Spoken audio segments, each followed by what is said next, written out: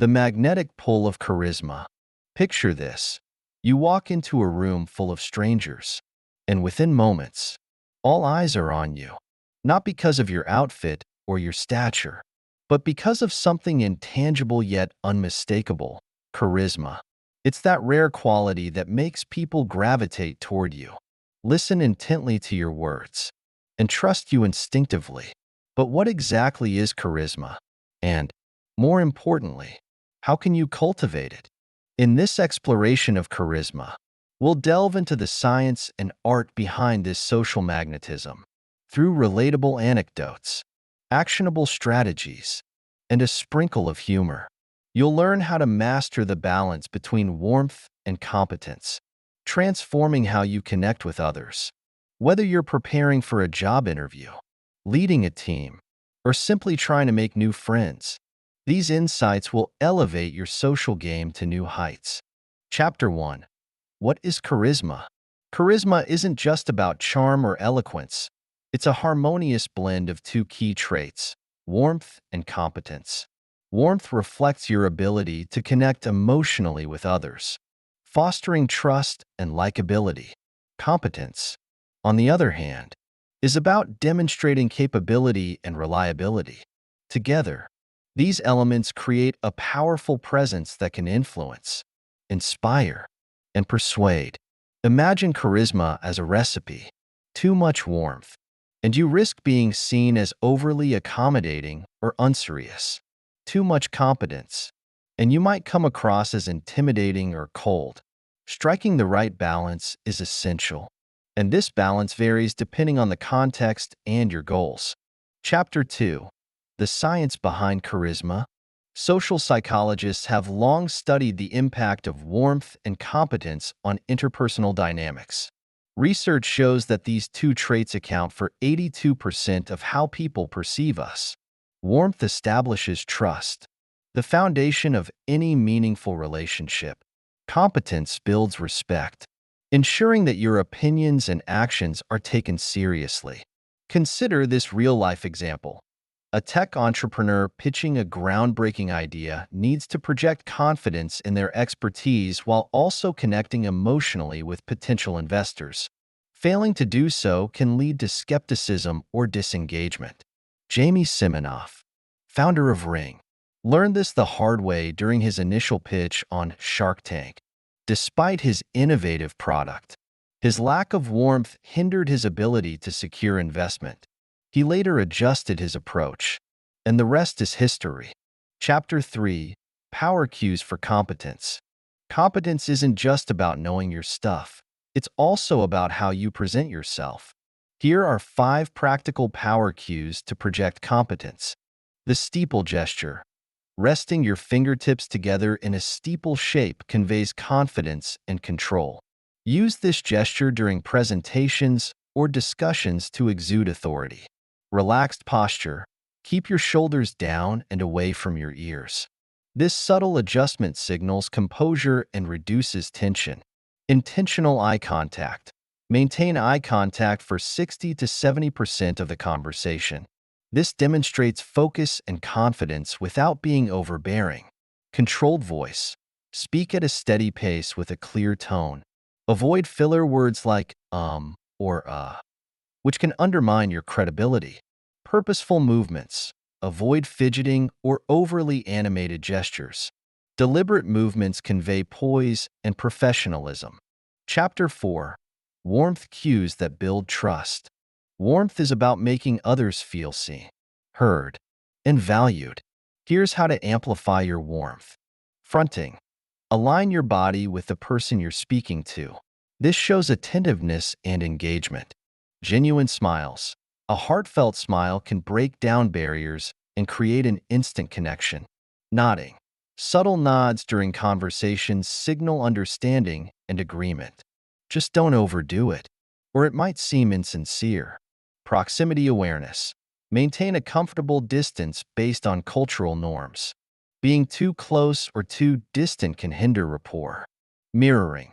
Reflect the other person's gestures or tone subtly to build subconscious rapport. Chapter 5. Balancing warmth and competence in real life. Now that we've covered the theory, let's see it in action. Here are some relatable scenarios. Job interviews. Start with a warm smile and firm handshake to build trust. Then showcase your achievements confidently without appearing boastful. Public speaking. Open with a personal story to establish warmth, and back it up with well-researched data to demonstrate competence. Team leadership. Empathize with your team members' challenges while setting clear expectations and providing actionable solutions. Chapter 6. Lessons from charismatic figures. Great leaders and influencers often embody the perfect balance of warmth and competence. Oprah Winfrey, for example, connects deeply with her audience through empathy and authenticity, warmth, while showcasing her expertise as a media mogul, competence. Similarly, Barack Obama's speeches blend relatable anecdotes with visionary ideas, captivating diverse audiences. Chapter 7. Common pitfalls and how to avoid them. Overdoing warmth. While being likable is important, excessive warmth can make you seem unserious. Avoid over-apologizing or diminishing your own achievements. Overdoing competence. Conversely, focusing solely on your skills can make you appear unapproachable. Balance confidence with humility. Ignoring context. Adjust your warmth and competence cues based on the situation. A boardroom presentation requires a different approach than a casual networking event. Conclusion. The Charisma Blueprint. Charisma isn't an innate gift. It's a skill that anyone can develop with practice and self-awareness. By mastering the art of balancing warmth and competence, you'll not only enhance your personal and professional relationships, but also leave a lasting impression wherever you go. So, are you ready to unlock your full charismatic potential? Start with small, intentional changes, and watch as your presence transforms your world. Remember, charisma isn't just about what you say or do. It's about how you make others feel. And that's a superpower worth cultivating. Here are some of the comments some of our readers have sent us about the secret to being more likable. When I was young, I thought the secret to popularity was to be as impressive as possible, so people would want to talk to me. Instead, they thought I was arrogant. Then I examined what made me want to befriend someone, and I learned that I'd had it all backwards. The real secret to popularity is not to be impressive, but to be impressed. I spend an entire conversation asking questions, saying, "Wow, and that's so interesting," and "You know so much about this, do you mind telling me more?" I barely need to say a word about myself or my knowledge. Now people call me down to earth. They want to be my friend, even if the only thing they know about me is that I make them feel validated. Everybody, from ages 1 to 100, wants to be impressive. So let them be, and they will gravitate towards you. Sincerity is key. Yes, this technique can work for salesmen and the likes. But many people will get annoyed if you pretend like you're impressed when you clearly aren't. Find something they say that is of actual interest to you. Dig a little. Be curious and open-minded. Then it's okay to exaggerate your reactions a little. Remember this. Every person in the world possesses some knowledge or skill that you don't. If you are unable to find anything impressive about the person in front of you, it's because your ego refuses to step down. This is highly effective for first impressions, but friendships require more of a two-way street. The next step after humility is showing your vulnerability. For example, with an embarrassing story about yourself related to the topic. There's no such thing as 100% effective in every possible scenario, but you'd be surprised just how often this will work. For the just be yourself crowd. If being yourself had been effective for you so far, you wouldn't be reading Quora posts about how to be more likable. But this isn't about changing who you are. It's about changing how you interact with others. Want more secrets? Here are some phrases everybody loves to hear. "I'm so jealous." "Sorry. My bad." "Okay, you convinced me." "Thanks, that really helps." Chuckle when you don't know what to say, because everyone else makes mediocre jokes when they don't. Finally, If everybody did this, then the world would be a truly wonderful place full of happy, validated friends who are more interested in each other than themselves. Win-win. Another opinion from Miriam Zara. Put that smile on your face every time you communicate with people. It'll help to reduce anxiousness. Say please and thank you. Manners define who you are. Respect can only be earned if you show it too. Don't gossip about anybody. What goes around comes around. Nobody is going to like you if you try hard to fit in by making others look bad. Be professional in your job. Do it well. If you know what you're doing, keep going. People who waste time are least likely to be seen as productive. Most people like people that are hardworking. Groom. Look good. Look fabulous. Look classy. We look at appearance first because that's what catches our eyes. Someone liking your sense of fashion is definitely one easy way of being instantly liked. Smell nice. Some people are attracted to different smells. The nicer you smell, the more people will like you. Hygiene is at the top of the list to some people. Maintaining good hygiene is crucial. Speak politely. I am in awe when I meet people who speak politely and listen well. It shows they have good communication skills. Nobody wants to meet someone who raises their voice and utters insulting words most of the time. It costs nothing to be a nice person. Be driven by something. Know what you want and let it be your motivation. Don't be too sensitive. Be open about everything. Listen to what others have to say. Take in everything that's happening in the world. But don't sit and dwell on the problems. Instead, choose to make a difference. Make the right choices that will benefit than cause hurt and division. The more open you are, the less likely people will think you're biased or even judgmental. Having a voice and using it. Standing up for yourself. Respecting yourself enough to not giving anyone the right to disrespect you. Be a person of value. Be you. Another opinion from Sarah Barada. Never purchase that feeling of being likable. If you do the right things, you will be admirable. Be yourself. But this doesn't mean you will show every detail. Rather than that, be mysterious. They will follow you to know more about you. This includes social media. Don't share every detail of your life. Don't show them they are so important. They will believe that you are always available, and they will not make effort for your relationship. Sometimes you should act instead of react. Don't wait for people to come and like you. You should go and show them who you are.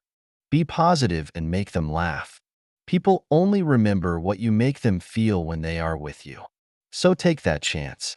Be funny and laugh together. Believe me, this is a way to change the world. Learn to laugh on your own experiences. This behavior shows them your self-confidence. You can't imagine how confident people are attractive to others. Talk less and listen more. No need to interrupt your interlocutors to talk about your own experiences. Instead, interact with them. Ask them more questions. Encourage them if it's the occasion, or console them if it's the need.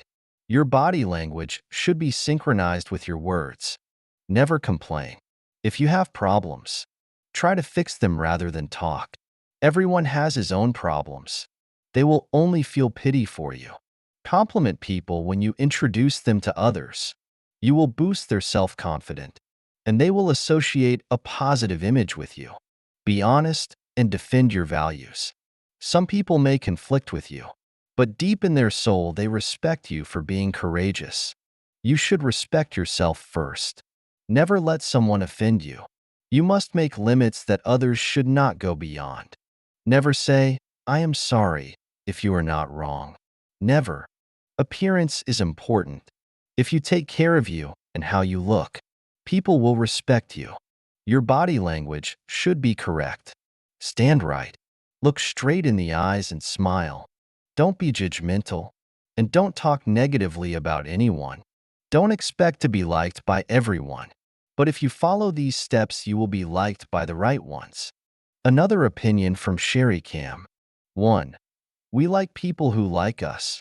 Studies show that when people know someone admires them, they're more apt to admire someone even more. Try to send signals of admiration. Show your praise and compliments, such as, "You make me laugh so much. I love how you hit the perfect tone and expression every time." 2. We like people who are like us. People have a tendency to prefer things that are familiar to them. When you first meet someone, find objects you like in them and praise. For example, "I love your bag." Then you can continue to talk about your shared interesting objects in depth. But remember, let them talk more. 3. Be the real deal. You need to highlight similarities, but these have to be real similarities. If you are the real deal, people will be more real with you in turn. 4. Repeat their words back to them from time to time, just as nodding affirms that you are truly listening and deeply care. By being considerate enough to take in what they say and paraphrase some of it back to them, their comfort level and engagement will blossom. 5. Overlook or excuse foibles. Being likable means listening to people and ignoring their faults. Do not censure others, nor expose their failings, but kindly excuse or hide them. Accept and admire people for who they really are. Another opinion from Michael Kinsey. How likable a person is boils down to one thing: how others feel in your presence. Other advice in this thread is solid. I'd argue all of it can be reduced to a single factor: the way that you allow to people feel positive things when you're around. For example, listening to people is a great way to accomplish this. To give someone your full, undivided attention allows others to feel seen, heard, important, and special. Compliments can go one of two ways. Compliments can make people feel special, respected, valued, and appreciated. They can also induce cringe. If you're giving to get or simping, others might feel uneasy and disgusted. Even obnoxious and arrogant behavior can give people positive feelings. Celebrities and other high-status individuals can get away with awful behavior because their entourage feels special just to be in their mere presence. When I work with couples, I reference this principle. It happens often that couples will continue to love one another but stop liking each other. Liking disappears when a person begins to feel bad in the presence of the other. Many decide that when they stop liking their partners, it's time for the relationship to end. That's sometimes the right outcome. But disliking could be remedied through more direct feedback and gentle confrontation. It's wise to give important people in your life the opportunity to course correct. Tell them, "I don't like it when you ask for my opinion and then argue with me. I don't like it when you criticize the way I do household chores. I don't like it when you tease me about my appearance." Ask if they have reasons for doing the thing that you don't like. Actually listen. Maybe you did something that he didn't like first. Establish a routine of calling out things that make you not like the other person.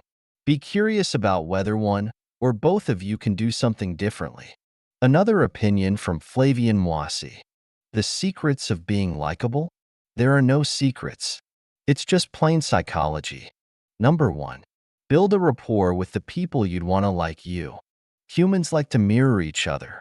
People like people who are like themselves, or who are like they would like to be. That's a hard expression to understand. But what it means is that people like people who are like them in certain ways, and don't like people who are mostly not like them. Normally, most people want other people to look like them. This will not get you far, because nobody wants to be like you. Everyone wants to be themselves, right? To a large extent, humans are selfish by default, so everybody is pulling in their particular direction. That explains why it's so hard to get other people to like you, because no one wants to yield ground about what they like or don't like. When you meet someone who likes what you like and hate what you hate, you're immediately connected to the person, and because a rapport has been built, you immediately start to feel comfortable with that person. So, the person also begins to feel comfortable with you. Why do you think salespeople are so effective in selling anything? Love them or hate them? Because they understand how to exploit the human psychology of rapport. First, They build a rapport between themselves and the potential customer, even before rushing to talk about the product they're selling. Once a rapport is built, the potential customer will find themselves liking the salesperson and asking about the products. Then they'll find themselves buying without knowing what really happened. The salesperson knows how to appeal to your subconscious brain. In just a few minutes, a salesman can know what you want by commenting on topics you might be interested in. Then they can exploit your reptilian brain by getting you to buy something you were not ready to buy because they like you. Number 2. Develop the art of listening. Listening is the secret to get other people attracted to you. A certain software salesman met a distinguished botanist at a dinner party organized by a prominent city tycoon. He had never talked with a botanist before, so he found it fascinating to talk to the man. The salesman literally sat on the edge of a chair and listened while the botanist spoke endlessly of exotic plants and experiments in developing new plant forms and indoor gardens. He even told him about astonishing facts about the humble potato and tomato plants. He told the botanist that he had a small indoor garden of his own, and the botanist went on to share how to solve some of his gardening problems. Actually, the salesman didn't even have a garden. As said earlier, they were at an important dinner party. There must have been at least a dozen other guests, but he violated all sense of courtesy, ignoring everyone else, and talked endlessly for hours to the botanist, as the botanist did all the talking. So, midnight came, and seeing that he didn't get a chance to have a one-on-one audience with the botanist, with a view to introduce his business, he started feeling uneasy and wanted to leave since he thought the dinner was just a waste of time.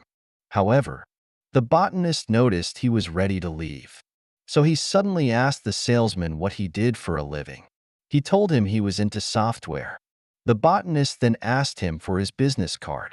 Then the botanist turned to the host of the dinner party and paid the salesman several flattering compliments and loudly introduced him to everyone in the room.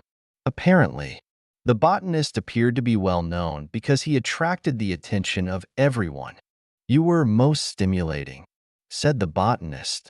"You are this and that," he went on. And he ended by saying the salesman was the most interesting conversationalist he had ever met.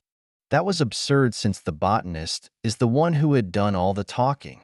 The botanist went on to give the salesman software business that lasted for years. Other people in the dinner party also bought software from the salesman worth thousands of dollars. Number 3. Exude positive energy, confidence, and cheerfulness. Who wants to hang around a sad, negative person? Hanging around a negative person can make you sick. Seriously. I mean, the world is already a depressing place without you. So, when you're negative and sad, people tend to run away from you. As simple as that. Everyone wants to hang around a cheerful, positive, confident, and motivated person. For good reason. We send energy out into the universe and receive energy back while we go about our daily lives. Energy makes up our minds, bodies, and spirits, which vibrates and is sensed by others. Those vibrations reverberate inside us and have an effect on other people. If you're like this, you'll never run out of friends and fans. This explains why we can feel calm and cheerful in the company of some people but cold, nervous, and depressed in the company of others. We bring the energy around with us, and it affects not just ourselves but everyone we come into contact with. Good energy can enhance our sense of well-being, reduce anxiety, and improve communication. Discord, confrontation, and anger are all symptoms of bad energy. Basically, your aim should be to draw positive energy while rejecting negative energy. This either draws people towards you like flies or repulses people away from you like a plague. Number 4. Show genuine interest in other people. This doesn't even need to be explained. People don't particularly care about you, but they notice when you show genuine interest in them or their work. Everyone thinks they're the most important person on earth, and so they're taken aback when someone shows genuine interest in them. Since most people don't expect this, showing genuine interest in someone has a magnetic effect because it stuns them in a way they feel impossible to refuse. It shows you appreciate them as they are, and you're nothing but friendly. Showing genuine interest in someone else strips them of all the defense systems they may have and accepts you as an ally. It shows you're on their side. When this happens, you start drawing people towards you because they feel indebted to reciprocate your kindness. Number 5. Have a sense of humor. Why do you think people love comedians? Simple. They make people laugh and forget their miseries. Without laughter, life can be unbearable. Life can be boring. According to close sources, the main reason Prince Philip and Queen Elizabeth II remained married for 75 years is because they couldn't live without each other's humor. People who have known the couple for a long time often say that they were inseparable, always cracking jokes at each other, with the prince doing most of the jokes. Now that Prince Philip is gone, no one knows who will keep the queen fully entertained during the sunset years of her life. Maybe she should recall Meghan Markle back to Buckingham Palace since she has good humor and can act in movies. Rumor has it that Prince Harry is particularly a good comedian. On a more serious note, people will like you instantly if you can crack jokes and you're full of humor. Number 6. Embrace vulnerability. Make no mistake, vulnerability is not weakness. Vulnerability shows that you're human, and the more human you are, the more people gravitate towards you. Forget about Superman. We're not superhuman. We're just ordinary human beings who need each other. And the more we show traits of vulnerability, the easier we connect with other people. Vulnerability creates empathy, and people think you're more likable when you demonstrate that you're just like them. Be careful, though. Don't overdo it. That we're all vulnerable shows the willingness to depend on each other. Vulnerability is attractive because it indicates to the other person that a bond can develop and become closer. Make sure you're talking to the right person, though. Vulnerability is for you, not for someone else. So work on it for yourself. Number 7. Appreciating other people and complimenting them. People love people who appreciate and compliment them. This is because people don't particularly care about you, but they do care when you appreciate and compliment them positively. A man wanted to demonstrate this principle, so when they went to visit his wife's relatives, he sought an opportunity to find out if this worked.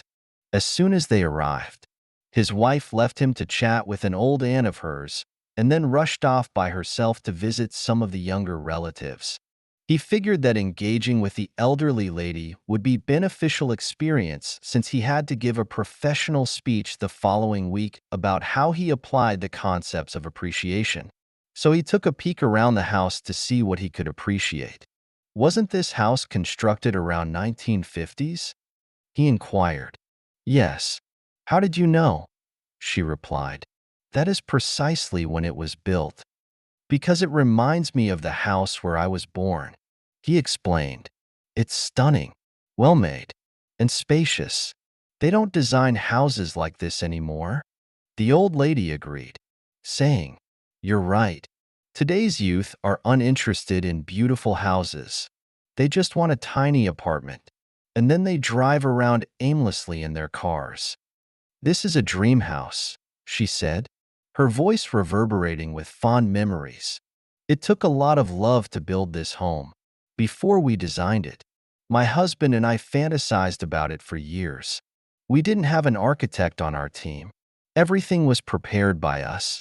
She showed him around the building, and he was enthralled by the exquisite jewels she had collected over the years: paisley shawls, an old English tea collection, Wedgwood china, French beds and chairs, Italian paintings, and silk draperies that had once hung in a French chateau.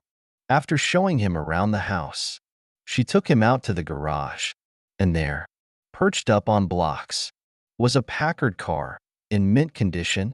She said quietly, My husband bought the car for me shortly before he passed away. I haven't ridden in it since he died. I'm going to give you this car as a gift because you love and appreciate nice things.